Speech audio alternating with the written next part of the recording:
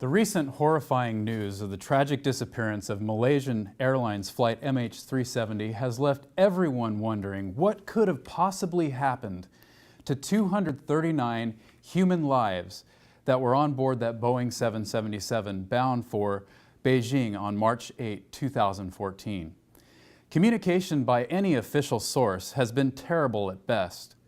The information, or mostly lack of information, that has been provided from the time of investigation started has left the news media with nothing more than mere conjecture to report. We've spotted something in the ocean. Never mind, that's not it. Here it is, we're sure of it this time. Wait, never mind again. Ask everyone around you what they think happened, and you're sure to hear everything from it crashed, to government conspiracy, to aliens.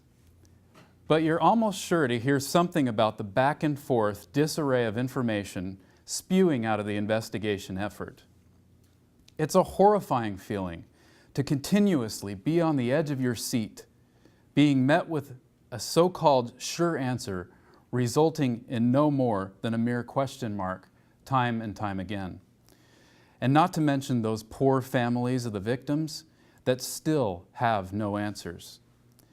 In the United States of America, when a transportation tragedy occurs, a GO team is launched by the National Transportation Safety Board. They are the single point of contact that provides information as it unfolds. They provide daily updates, which include the facts of the day's findings, what they have done so far, and what they plan to do next. The process is clear and it has integrity. Nothing like that has occurred here with MH370. The airline itself has acted as more of a medium for any official communication on the incident since its disappearance on March 8, when the airline lost contact. Written press releases were posted which offered no face-to-face, human-to-human communication. The Minister of Defense and acting Transport Minister, who is representing the official investigation, has recently hailed their own search efforts with much acclaim, citing, "I think history will judge us well," calling the search effort admirable. But contradiction after contradiction about their possible location continues to fester, while the search area continues to swell exponentially. We may never find the missing airplane or what happened to those 239 souls on board, but at least give closure. Walk us through your process, Mr. Defense Minister, so the families of those who lost loved ones feel at least a glimmer of hope that every angle was considered. Thank you.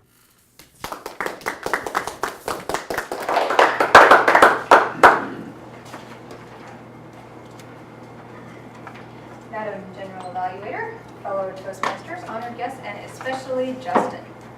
Justin, your goal tonight was to give us deep, meaningful insight into an issue and to make a point.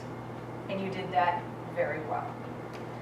Tonight I'm going to tell you some things I liked and some things that I think you could improve on. One thing that I'm going to blame on Gary was when you sat down, you still had the word right here. And I'm thinking, can you imagine being on TV and having this weird word in front of you? So that should have been gone out of the way, but we're going to blame that one on Gary. One thing that I did notice you doing that may look a little weird on camera was looking at your notes. And the book said, have a teleprompter or something like that. I think if a flip chart and somebody sitting in the back doing that would have been much better.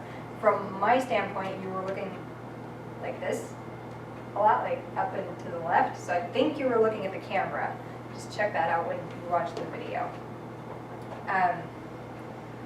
Your language was really well done.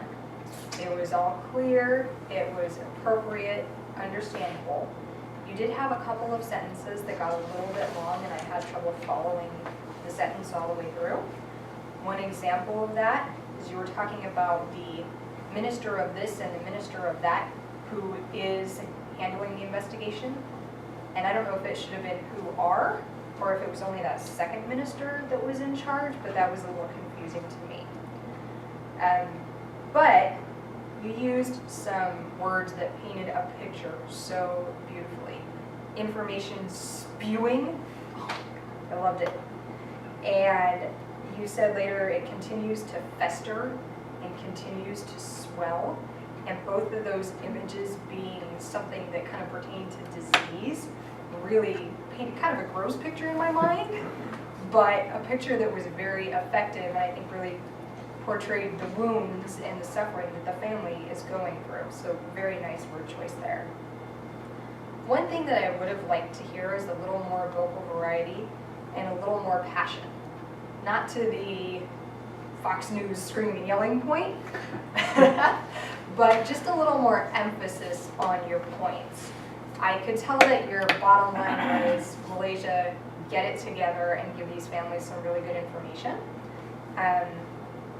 But I would have liked to hear that just a little stronger and a little, maybe louder, faster, something on vocal variety just to make the emphasis. But your words very clearly made your point. You provided us a lot of information and your purpose was very clear. Very well done.